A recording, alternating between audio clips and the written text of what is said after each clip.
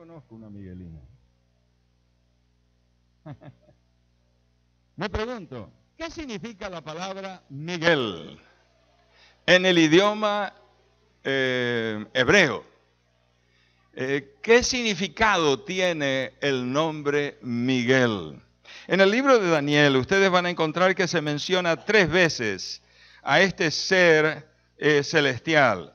En el libro de Daniel, el capítulo 11, van a encontrar 2 referencias y luego otra referencia en el capítulo 12. Fíjense, es interesante lo que va a decir. Perdón, el capítulo 10, el versículo 11. Y Gabriel me dijo, Daniel, varón muy amado, atiende las palabras que te hablaré, levántate sobre tus pies. Y luego en el versículo 13 dice, pero el príncipe del reino de Persia se puso contra mí 21 días. Entonces Miguel, uno de los principales príncipes, vino en mi ayuda y yo quedé allí con los reyes de Persia. En el capítulo 10, el versículo 21, da una descripción diferente. El gran príncipe, dice el versículo 13. El versículo 21 dice lo siguiente: primero te diré lo que está escrito en el libro de la verdad. Ninguno me ayuda contra ellos, sino Miguel, vuestro príncipe. O sea, la palabra de Dios aquí nos enseña que Miguel es un gran príncipe. Pero luego nos dice que es un gran príncipe que defiende, que está de parte del lado del pueblo de Dios. Por eso la Biblia dice, vuestro gran príncipe Miguel. Y el capítulo 12, el versículo 13, el versículo 1, perdón, dice, en aquel tiempo se levantará Miguel, el gran príncipe, que protege. En otras versiones, la versión 60 dice que está de parte de tu pueblo, que protege, que defiende, que está luchando para ayudar a su pueblo. Dice, en aquel tiempo se levantará Miguel, el gran príncipe, que protege a tu pueblo. Y dice, y será tiempo de angustia, cual nunca fue desde que hubo gente hasta entonces. Pero en ese tiempo será librado tu pueblo, todos los que se hallen escritos en el libro de la vida. No, no dice del libro, solamente dice el libro. En el libro de Daniel, de Apocalipsis, ahí añade la otra expresión al libro, libro de la vida. Mañana va a ser nuestro tema, es un lindo tema. Ahora, ¿quién es Miguel? ¿En qué otra oportunidad se menciona a Miguel? Ustedes recordarán que se menciona también en el libro de Judas. Y usted dirá, pero pastor, ¿hay un libro de Judas? Sí, hermano, hay un libro de Judas. Había 2 apóstoles que se llamaban Judas. Una se llamaba Judas Tadeo y el otro se llamaba Judas Iscariote. Y en el anteúltimo libro de la Biblia, que lleva el nombre de su autor, Judas, allí se nos dice claramente que se menciona también a Miguel. Y es interesante porque aquí habla el versículo 9, en cambio, ni aún el arcángel Miguel contenía con el diablo por el cuerpo de Moisés. Se atrevió a pronunciar juicio de maldición contra él, sino que solo le dijo, el Señor te reprenda, citando el libro de Zacarías. En la visión del sacerdote Josué, ¿se acuerdan que estaba con vestiduras sucias, viles? Y ahí estaba el diablo acusándolo. Y entonces se acerca el ángel de Jehová y le dice, el Señor te reprenda. ¿No es este un tizón arrebatado del fuego? Ahí aparece Cristo intercediendo por Josué. ¿Se acuerdan que estudiamos que Él primero es nuestro abogado y luego es nuestro juez? Cuando termine la obra de intercesión de Cristo, Él dejará su función de sacerdote, de intercesor, dejará de ofrecer su sangre y ahora se vestirá de juez y vendrá como Señor de señores, Rey de reyes, para traer justicia sobre el mundo. La otra oportunidad que se menciona en el Nuevo Testamento, en Judas 9, mencionando la disputa que hubo entre Satanás y Jesús respecto al cuerpo de Moisés.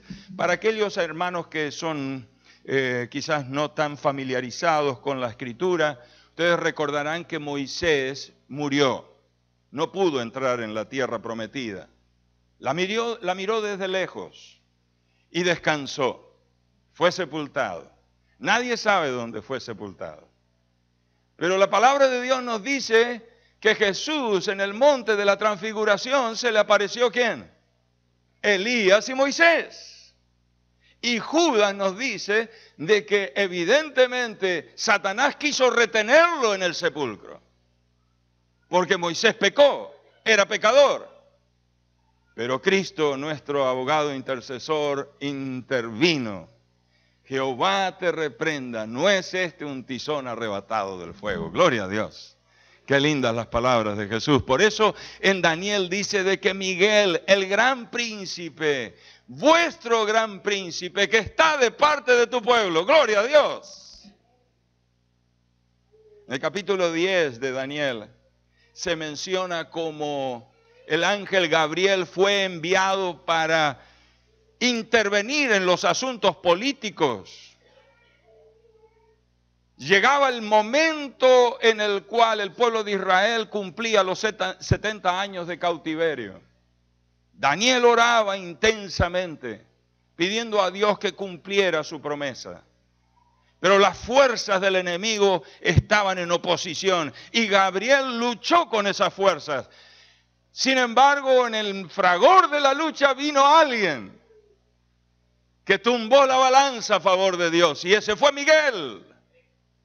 Fue Miguel.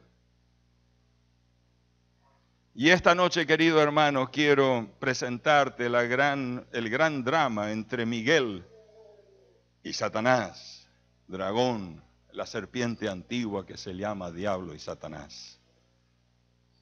En toda la Escritura vamos a ver, ustedes pueden ver que hay una pugna, una lucha,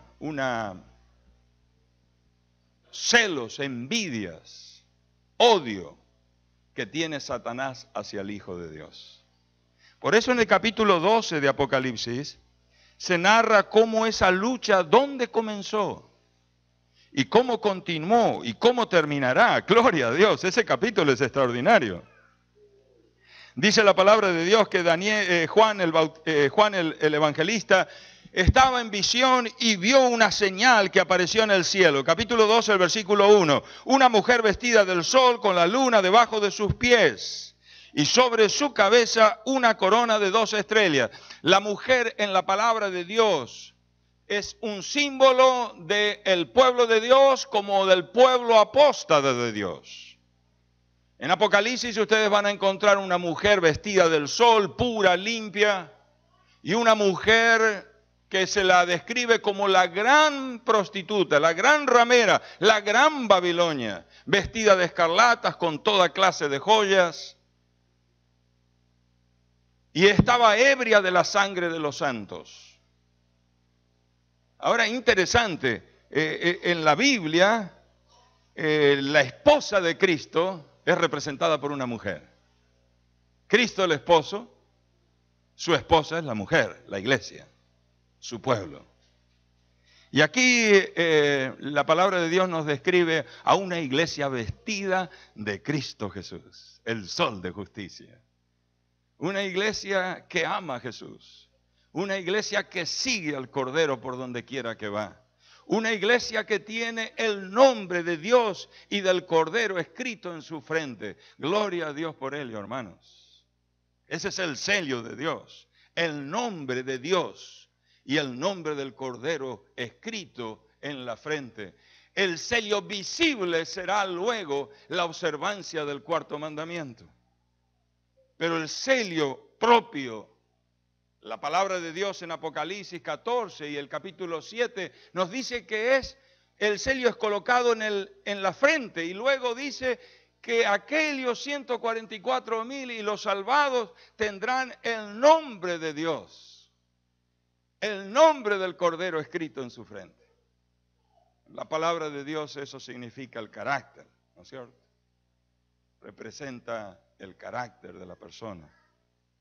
Ahora, interesante, dice que esta iglesia aparece allí vestida de Jesucristo, del sol, con debajo de sus pies, dice la luna, y tenía una corona con 12 estrellas. Y estaba encinta y clamaba con dolores porque estaba por dar a luz.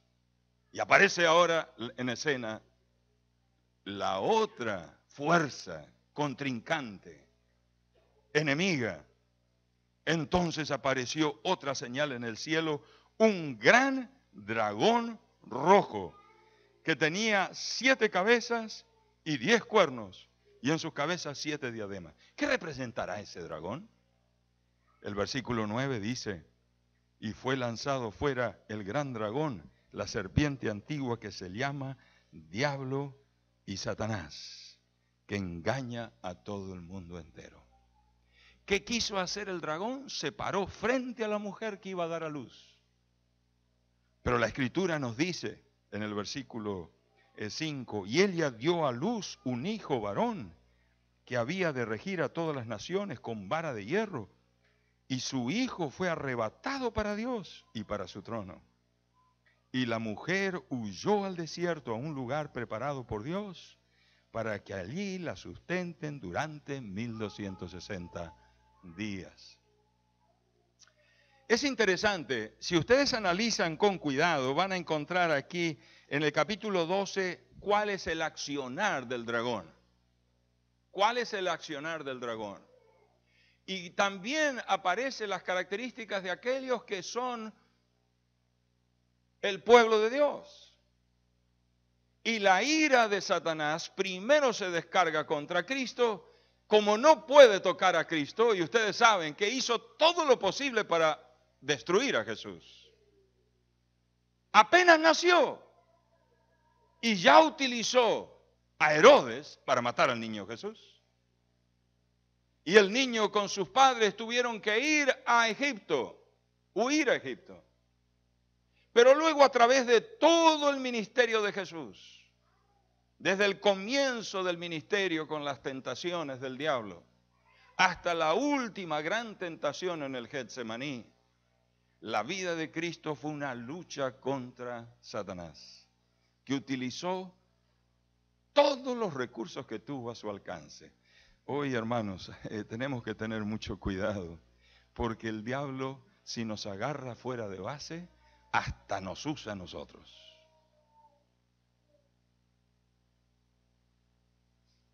Estaba dando hace 2 semanas atrás una campaña en otra iglesia, y la primera noche llego allí y el hermano que estaba en el sonido me miraba torcido. Yo no lo conocía bien, o sea, no lo conozco. Digo, ¿qué le pasará a este hermano? Así muy parco, muy seco. Y luego, como siempre lo hice, le ofrecí a la gente para orar con las personas que quisieran orar conmigo al terminar la conferencia. Y este hermano vino, serio, me dice: pastor, yo estoy muy ofendido con usted. Le digo, pero hermano, ¿qué le hice? En Ocean City, pastor, usted dijo algo que me ofendió. Ay, hermano, mira, yo te pido de todo corazón que me perdones.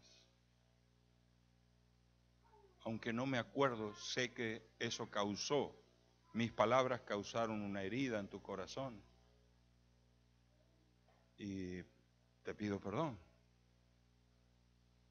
A veces nosotros cometemos errores. Un día Pedro estaba fuera de base. Primero su boca fue utilizada por Dios. Porque Jesús le dice, lo que has dicho no te lo reveló carne ni sangre, sino mi Padre que estás en los cielos. Cuando él dijo, tú eres el Cristo, el Hijo del Dios viviente. Y al poquito tiempo, Mateo 16, al poquito tiempo, quizás unas horas después, cuando Jesús dice, es necesario que vayamos a Jerusalén y ahí he de padecer, y cuenta de que Él los trata de ayudarle a los discípulos a entender lo que se venía, pero ellos no les entraba bala, hermano, no podían aceptar la idea de que Cristo iba a morir. Entonces Pedro, cuando lo escuchó así a Jesús, lo agarró, le dijo, Señor, eso no debería ser, que Dios no permita tal cosa. ¿Y qué le dijo Jesús? Al mismito que le había dicho pocas horas antes,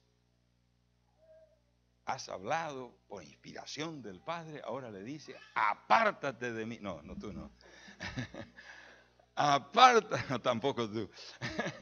Apártate de mí, Satanás. ¡Qué cosa tremenda! Hasta la bienaventurada Virgen fue un agente que utilizó Satanás en un momento.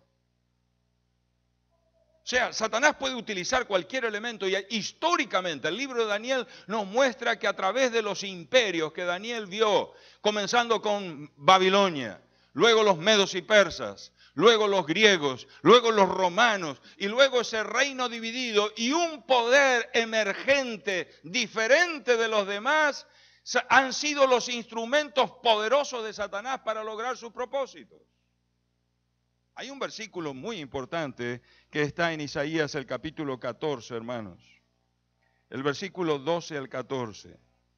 Y aquí vemos el origen del odio de Satanás, la envidia de Satanás y el deseo de destruir al Hijo de Dios. En Isaías el capítulo 14, el versículo 12 al 14, nos habla de ese ser angelical que fue el sello de la perfección, según Ezequiel capítulo 28. Lleno de hermosura y sabiduría. No había otro ser más excelso, más elevado, más sabio que Luzbel. Era el ser angelical que estaba en la inmediata presencia de Dios. Pero un día él albergó un espíritu que no correspondía. Y aquí el capítulo 14 nos explica qué espíritu era que se apoderó de Satanás y se transformó en la obsesión de Satanás. Dice el versículo 12 al 14, ¿cómo caíste del cielo, oh lucero, hijo del alba? Fuiste echado por tierra, tú que abatías a las naciones, tú que decías en tu corazón, subiré al cielo. Escucha bien, en lo alto, por encima de las estrellas de Dios. El afán de él era subir, ser más alto que nadie. Y dice aquí el versículo, por encima de las estrellas de Dios, levantaré mi trono, en el monte de la reunión, al lado norte me sentaré. Sobre las altas nubes subiré y seré Miguel. Usted dirá, pero pastor, está equivocado. Porque aquí la Biblia dice, y seré semejante al Altísimo. Ese es el significado de Miguel. Miguel significa semejante a Dios. Semejante a Dios. El deseo de Satanás desde su origen de rebelión fue usurpar, alcanzar una posición que no le correspondía.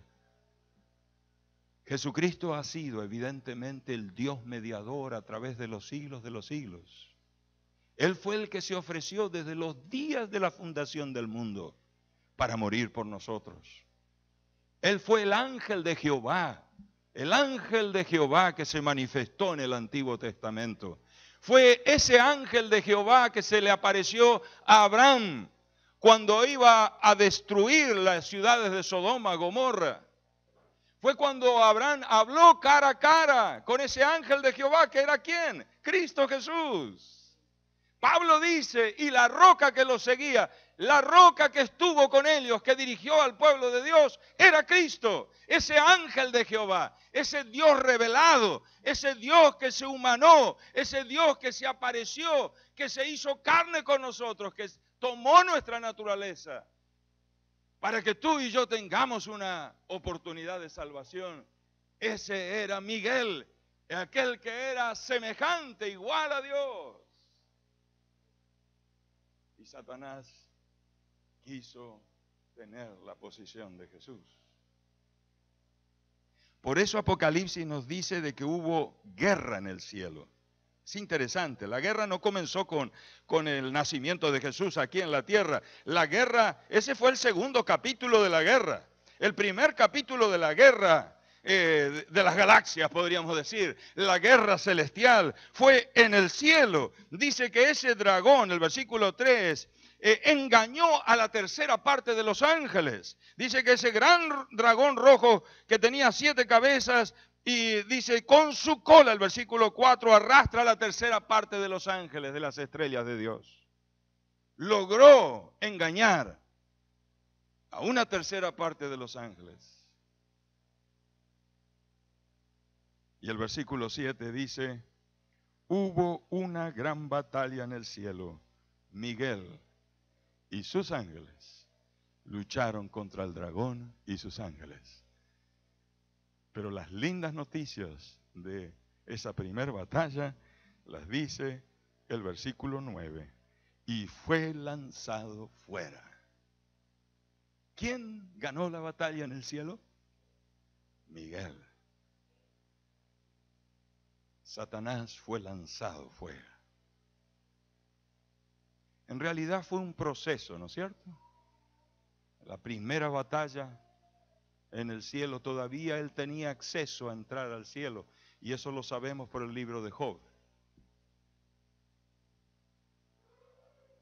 Pero cuando Satanás se manifestó como un asesino, como un vil mentiroso, al matar a Cristo en la cruz del Calvario, ya él no perdió el acceso al cielo. No tiene la capacidad de entrar al cielo. Ahora es interesante, hermanos. Jesucristo por eso vino aquí a esta tierra, para ganarle a Satanás. Ya le ganó en el cielo, le había ganado en el cielo. Pero ahora Él vino acá para ganar la batalla aquí en la tierra. Por eso Él era aquella promesa que Dios le había prometido a Eva y Adán. Aquel simiente de Eva que aplastaría la cabeza de la serpiente. Esta serpiente le mordería el calcañar, pero en realidad al morderle el calcañar, en esa misma acción, la serpiente recibía su herida mortal. Cuando Cristo fue asesinado por Satanás, porque fue la obra maestra de él, él bebió el veneno mortal, perdió la guerra. Queridos hermanos, maravilloso cómo la palabra de Dios nos abre. Ahora, es interesante. Satanás se está preparando para la gran batalla. Apocalipsis, el capítulo 16, el versículo 13 y 14.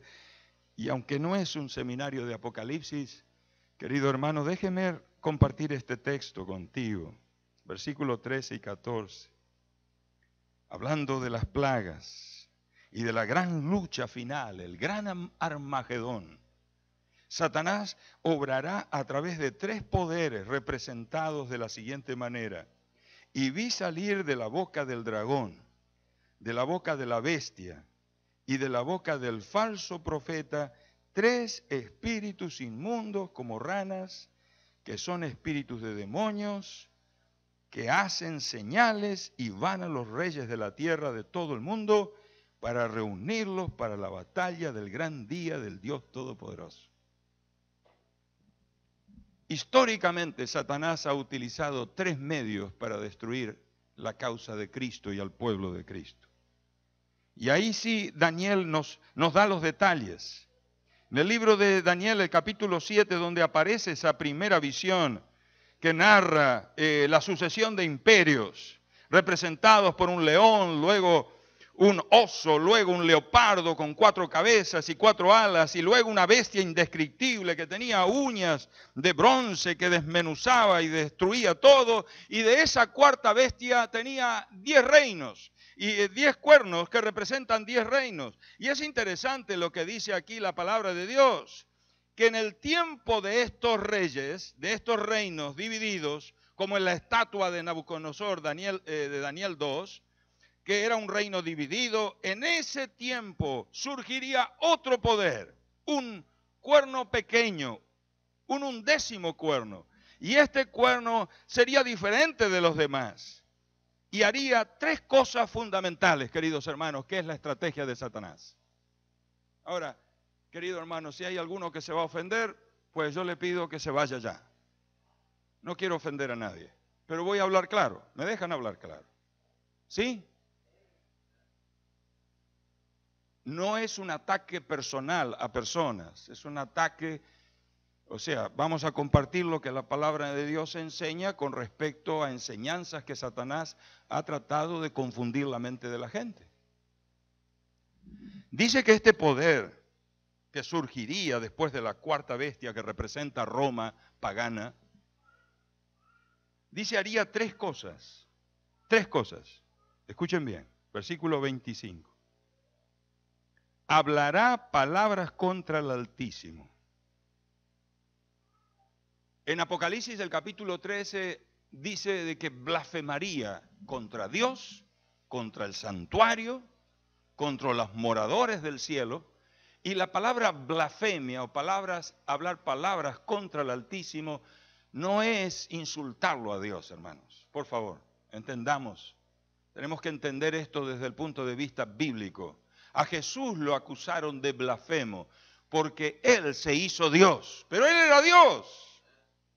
Y en una oportunidad, cuando Él dijo, antes que Abraham fuera, yo soy, e invocó el gran nombre de Jehová o de Yahvé del Antiguo Testamento, el gran yo soy, la gente agarró piedras para apedrearlo y Jesús se desapareció. ¿Por qué? Porque lo acusaban de blasfemo, porque Él, siendo hombre, se hacía Dios. En otra oportunidad, cuando le descendieron en Marcos capítulo 2, el versículo 1 en adelante, le descendieron un paralítico desde el techo. Y Él dijo, hijo, tus pecados te son perdonados. Y la gente empezó a murmurar y decir, ¿quién puede perdonar pecados si no solo Dios? Y para que vean que el Hijo del Hombre tiene potestad para perdonar pecados, le dijo al paralítico, hijo, levántate, toma tu lecho y anda. Y el hombre se sanó. Cristo fue acusado de blasfemo, ¿por qué? Porque Él se atribuyó prerrogativas que le pertenecen solo a Dios. Eso es hablar palabras contra el Altísimo, blasfemar contra Dios. Es interesante allí en el libro de Apocalipsis, el capítulo 19, el versículo 10, nos dice que en una oportunidad Juan vio un ser angelical y pensó que era Dios o Jesucristo, el Cordero. Y él, cuando vio ese ser angelical, dice el versículo 10, yo me postré a sus pies para adorarlo. Y él me dijo, no hagas eso. Yo soy siervo como tú y como tus hermanos, que se atienen al testimonio de Jesús. Adora a Dios, porque el testimonio de Jesús es el espíritu de profecía. Si una persona, vuestro servidor o cualquier otro ser, permite que la gente se hinque delante de uno, le besen la mano, o actúen en una conducta que no corresponde sino solamente a Dios, entonces esa persona, si fuera yo o cualquier otra persona, estoy blasfemando contra Dios porque estoy tomando algo que le pertenece solo a Dios. Solo a Dios debemos adorar. Es blasfemo. Esa es la esencia de la rebelión de Satanás. Él quiere ser Dios. Y él introdujo el pecado aquí, haciendo a los hombres creer que podían llegar a ser como Dios. Le dijo a Eva, oh, tú no sabes, Dios te está engañando, porque el día que tú comas de esa fruta serás como Dios, serás Miguel. Cuando Dios dijo que Dios había hecho al hombre a semejanza de Dios. Dios quiere que todos seamos Migueles y Miguelinas, semejantes a Dios, pero a través de su Espíritu que nos transforma, que nos cambia. Hay poderes que enseñan a la gente que tienen poder para perdonar pecados. Es interesante, queridos hermanos, la tradición ha enseñado a la gente que cuando una persona peca, tiene que ir y confesarse. No hay ninguna parte en la Biblia que enseñe que un pastor o un religioso debe recibir confesión de las personas creyentes. En ninguna parte de la Biblia enseña de que un religioso tiene la atribución de parte de Dios de perdonar. Jesucristo dijo, si tú vas a adorar a Dios y allí te acuerdas que estás peleado con tu suegra, deja allí la ofrenda en tu altar, ve, reconcíliate con él, va con tu suegrita, pídele perdón, dile que es la mejor del mundo y después vienes y adoras a Dios. Esa es la verdadera confesión. Por eso San Juan dijo, si confesamos nuestros pecados, Él, ¿quién es Él? Dios. Él es fiel y justo. ¿Y puede perdonarnos de todo pecado? Hijitos, estas cosas os he escrito, dijo Juan también, en el capítulo 2, el versículo 1 de su primera carta, para que no pequéis. Pero si alguno hubiere pecado, ¿a dónde tiene que correr? A Cristo Jesús, nuestro abogado, que Él está esperando en el trono de Dios para que cada uno de nosotros pueda tener oportuno socorro. Oh, querido hermano, la Biblia dice en el libro de Segunda de Timoteo, capítulo 2, el versículo 9, si mal no recuerdo, pastor, me ayuda a confirmar esa cita, que hay un solo mediador entre Dios y los hombres, solo uno, Jesucristo hombre. Pero la tradición ha enseñado que la madre de Jesús, que los hombres y mujeres del pasado que vivieron vidas santas, ahora están a la diestra de Dios y pueden interceder por nosotros. Hermanos, eso no es bíblico. Esa enseñanza es blasfema porque hay un solo mediador y ese es Cristo. No necesitamos ninguna ayuda extra porque Él está deseoso de recibirnos. ¡Wow! Pero Daniel 7:25 dice que no solamente hablará palabras altivas, blasfemas. Dice la Escritura, a los santos del Altísimo quebrantará. Es interesante, hermanos, Satanás utiliza el engaño, Satanás hace guerra, cuando no te engaña, te hace la guerra. Muchas personas dicen, pero Señor, te estoy buscando ahora y todo me sale mal. Claro, mientras tú no estás con Dios, Satanás está tranquilo. ¿Para qué va a perder? Dicen en mi país, ¿para qué tirar chumbos en chimangos? Chimangos son como unos, en El Salvador los llaman, esos que comen carne podrida, ¿cómo se llaman?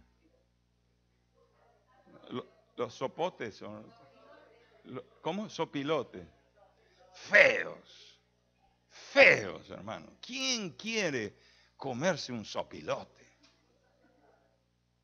Entonces en mi país hay un refrán que dice que no gastemos bala en sopilotes. Ahora, ¿tú crees que si tú estás tomado, abrazado de Satanás, que Satanás se va a preocupar de... No, te tienes ya, ¿para qué te va a molestar? Pero en el momento que tú quieras buscar a Dios, el diablo ahí sí se preocupa y te va a poner problemas y te va a poner dificultades. Te vas a pelear con la suegra, sí hermano, te vas a pelear con la suegra, te vas a pelear con la esposa, te vas a pelear con los hijos. La gente te va a decir, estás loco, ¿qué te estás haciendo? ¿Cómo vas a cambiar tus creencias, tus tradiciones? Como si la salvación la diera una iglesia, hermanos. La iglesia adventista no salva a nadie. La iglesia adventista no salva a nadie. Ni ninguna iglesia tiene capacidad de salvar a alguien. Si una iglesia predica que puede salvar a las personas, está cometiendo blasfemia, porque hay un solo nombre debajo del cielo dado a los hombres en que podamos ser salvos. ¿Y este quién es? Cristo Jesús. Entonces, a través de los siglos, querido hermano, yo el otro día quedé sorprendidísimo cuando vino el religioso de la Iglesia Popular aquí a Washington, al Congreso de los Estados Unidos, y habló de que debemos respetar la libertad religiosa. Hermanos, eso es una burla, una hipocresía. Porque la Iglesia Popular fue la que mató más gente a través de toda la historia. Más de 50 millones de personas por no creer, por no manifestar de acuerdo a lo que la Iglesia enseña, iban a parar a ser quemados vivos como Hus. Y tantos otros que fueron martirizados, sacerdotes piadosos, gente buena. Más de 50 millones, hermanos. La palabra de Dios nos dice de que ese poder iba a tener una herida de muerte, pero iba a ser curada. Y yo creo, hermanos, pastor, para mí la herida ya se curó. Y en este momento, leí el otro día un artículo en el diario Washington Post que realmente me impactó. Y hablaba el comentarista religioso diciendo, hoy la sociedad está en crisis. No hay liderazgo confiable. Los políticos han caído a un descrédito. Y ustedes ven, las encuestas van a analizar que el Congreso de los Estados Unidos y el presidente de los Estados Unidos, casi nadie le cree más. Ni a republicanos ni a demócratas. Una crisis de gente que tenga valores. Y el autor decía, en este momento el líder de la Iglesia Popular es la respuesta mundial de liderazgo para llevar al mundo a soluciones verdaderas. La herida fue curada. Es interesante también que Daniel, el capítulo 7, dice que no solamente es blasfemo porque usurpa prerrogativas de Dios, que es un poder perseguidor, pero la palabra de Dios dice claramente que ese poder trataría de cambiar los tiempos y la ley. Y con esto quiero terminar esta noche, queridos hermanos. En el capítulo 8, ustedes van a ver que hablando de este poder, dice de que este poder pisotearía la verdad. Trataría de pisotear la verdad de Dios, arruinar la verdad de Dios. Y una de las formas más efectivas para destruir la verdad de Dios, querido hermano, es atentando contra los santos mandamientos de Dios. Fíjense, toda la Biblia fue escrita por los profetas y los apóstoles. La única porción de la escritura que Dios no se la confió ni a Moisés ni a ningún otro escritor bíblico es los santos mandamientos de Dios. Él los escribió con su propio dedo. Pero hoy, tanto la Iglesia Popular que enseña que por la autoridad que Cristo le dio, el dirigente apostólico tiene la autoridad para cambiar los mandamientos de Dios. Y ha cambiado. Los niños en el catecismo se les enseña los mandamientos. El primer mandamiento, como está en la Biblia, no tendrás dioses ajenos. Pero el segundo mandamiento lo quitaron del catecismo. No tendrás imagen, no te harás imagen de ninguna cosa que esté arriba en el cielo, ni abajo en la tierra, ni debajo de las aguas de la tierra. No te inclinarás a ellas y no las honrarás. Y tú vas a la iglesia y vas a encontrar imágenes y la gente se hinca ante imágenes. El tercer mandamiento está como en la Biblia: no tomarás el nombre de Dios en vano. Pero el cuarto mandamiento, la iglesia enseña que por la autoridad del dirigente religioso, la santidad del día de Jesús, el sábado semanal, fue transferido ahora al domingo, en honor a la resurrección de Cristo. ¿Dónde está eso en la Biblia que por la resurrección de Cristo tenemos que adorar ahora el domingo?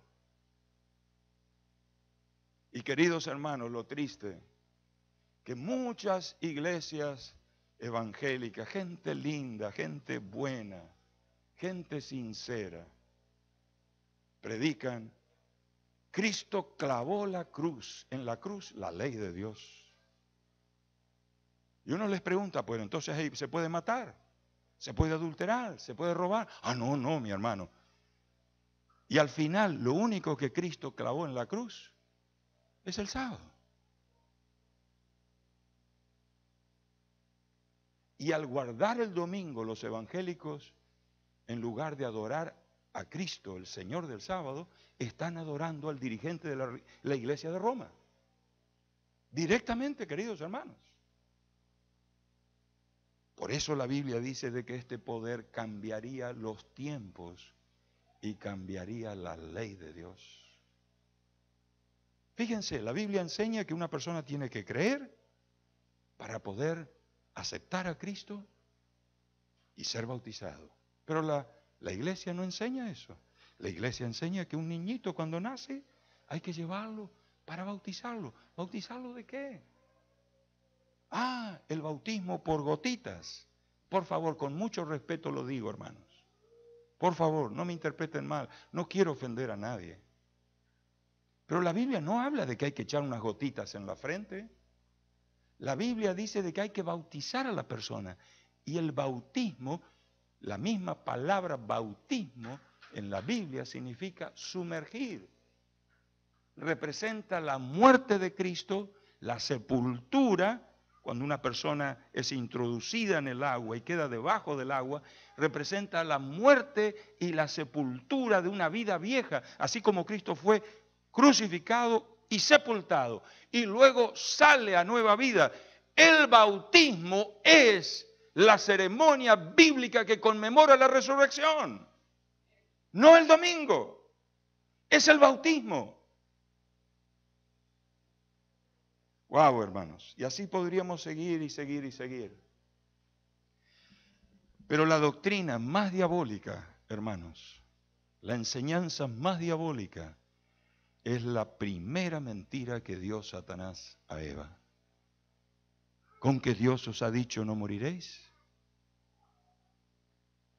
Y Eva le dice: sí, Él nos ha dicho que si comemos de esta fruta moriremos. ¿Y qué le dijo la serpiente, el que se llama Diablo y Satanás? ¿Qué le dijo?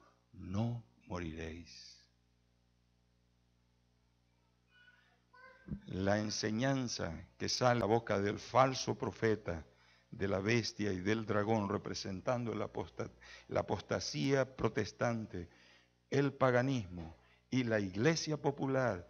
Querido hermano, la única doctrina común a estos grandes grupos religiosos del mundo, solo hay una doctrina común, y es que cuando una persona muere, no muere, solo muere el cuerpo, pero el alma sigue viviendo. Cuando la Biblia dice de que eso es abominación delante de Dios. Esa es la misma base del satanismo. Las personas comunicándose con sus seres queridos muertos, fallecidos. Eso es la misma base de satánica, del satanismo más grosero, más vil. ¿Cómo podríamos ser fieles, felices en el cielo si sabemos que un ser amado está allí en el infierno quemándose por los siglos de los siglos de los siglos? ¿Puedes tú amar a un Dios que queme a sus hijos por los siglos de los siglos? Dime, tú que eres madre, tú que eres padre, si tu hijo toma un camino equivocado, si tu hijo toma una dirección destructiva, va a parar a la cárcel y es condenado a prisión por vida. Mientras tú tengas vida, tu corazón va a estar partido. Es tu hijo. Y aunque reconoces que hizo mal, jamás podría ser feliz viéndolo en la cárcel. Ahora dime tú, ¿cómo podemos ser felices en el cielo sabiendo que si un hijo o mi esposa o mi esposo no fue fiel a Dios y no se entregó al Señor Jesucristo, estará allí quemándose por los siglos de los siglos de los siglos? Querido hermano, esa enseñanza es la que más oprobio ha traído al nombre de Dios. Jesucristo dijo de que todos los que están en el sepulcro oirán su voz. Unos saldrán a vida y otros a resurrección. En esta noche yo quiero hacer una oración con estas palabras tan lindas de Primera de Juan, el capítulo 5, el versículo 10 al 12. Dice la palabra de Dios así. Qué hermosas palabras, hermanos. Dice la Escritura lo siguiente: este es el testimonio que Dios nos ha dado vida eterna, y esta vida está en su Hijo. El que tiene al Hijo tiene la vida. El que no tiene al Hijo de Dios no tiene la vida. Lo que hará la diferencia para ti, para la salvación, es si Cristo mora en tu corazón, si Cristo habita en tu corazón. Cuando Él entra, trae la vida. Tener a Cristo en el corazón es tener la vida. A una señora le pregunté: hermana, ¿qué quiere que ore al Señor? Oh, pastor, yo quiero que Dios esté conmigo. Ah, qué lindo, hermana. ¿Usted quiere que Jesús entre en su vida? Sí, pastor, yo quiero que Jesús entre en mi corazón. Entonces le voy a decir a Jesús de que usted se quiere bautizar. Ah, no, pastor. Take it easy. Le digo, ¿pero cómo, hermana? ¿No me dijo que usted quería tener a Jesús en su corazón? Sí, pastor, pero usted sabe. No, hermana. Usted tiene que comprender esto. O es tener totalmente a Dios o no tenerlo. Estar 99% del lado de Dios significa estar 100% en las manos de Satanás. ¿Puedo repetirlo? Estar 99% con Dios significa 100% con el diablo. Porque Jesús quiere toda la vida, todo el corazón. Pastor, no ore para que Dios me bendiga, me acompañe. Pero entonces, hermana, ¿qué quiere? ¿Que Dios esté con usted o no que esté? Sí, pastor, yo quiero que Dios esté conmigo, pero no me quiero bautizar. ¿Cómo puede ser eso?